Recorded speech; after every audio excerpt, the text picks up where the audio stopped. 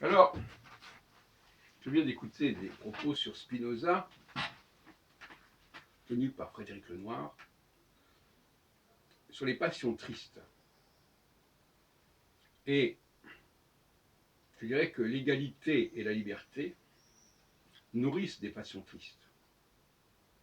L'égalité parce qu'elle développe l'envie, parce qu'elle développe la prothèse, l'appareillage. On veut être l'égal de l'autre, quitte à se mettre sur des échasses. Et puis la liberté parce qu'on s'autorise des manquements, des excès. On se défoule. Tout ça sont des passions tristes. Peut-être que la fraternité, pour reprendre les trois termes de la Église république, est plus une passion joyeuse. Mais les deux autres, liberté et égalité, sont des passions tristes. Quand on se laisse aller à ne pas contrôler ce qu'on dit, à ne pas contrôler son apparence, à ne pas contrôler son odeur, à ne pas contrôler son rapport à l'autre, son toucher de l'autre, on est dans les passions tristes. Et quand on vit d'expédients, quand on s'endette, quand on est dans le déni de réalité, on est aussi dans la passion triste. Alors qu'est-ce que c'est que la passion heureuse? Eh bien, pour moi, la passion heureuse, c'est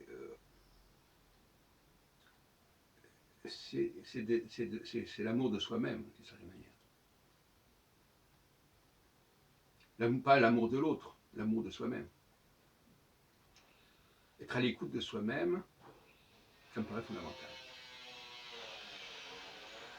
Maintenant, il y a aussi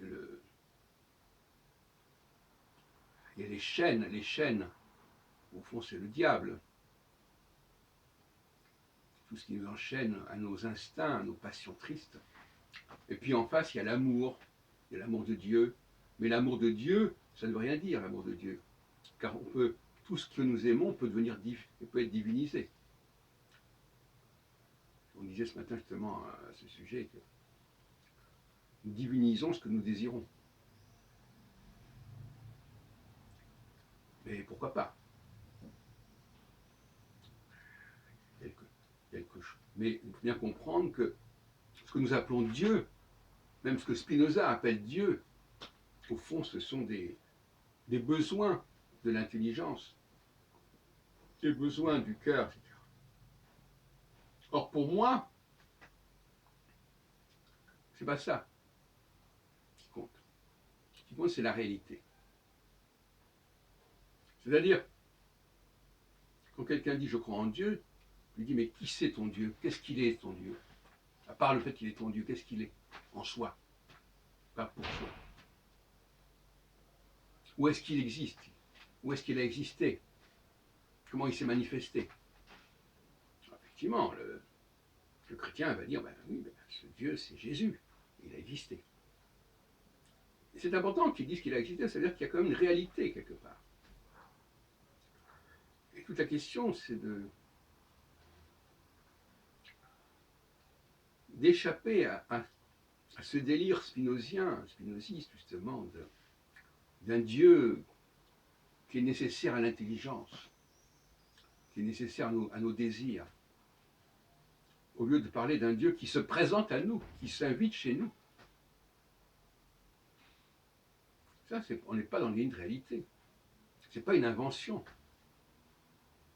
C'est pour ça qu'il y a toute une partie de la réflexion sur la Bible qui pose la question de qu'est-ce qui s'est réellement passé, qui est-ce qui a vraiment existé. On n'est pas dans une réflexion philosophique, métaphysique, ontologique, sur un Dieu qui devrait tout savoir, sur un Dieu sur lequel on plaque tout ce qu'on veut imaginer. Non. Le judaïsme et le christianisme, dans des voies totalement différentes d'ailleurs, parce que pour moi le Dieu des Juifs, c'est pas le Dieu des chrétiens, mais dans les deux cas, ce sont des dieux qui ont une réalité. Ça veut dire que ce sont des dieux en soi. Ça, c'est nous qui plaquons l'idée de Dieu. Mais ce sont des personnages Ce sont des événements qui ont réellement existé. Maintenant, qu'on les appelle comme ceci ou comme cela, ça c'est une autre affaire.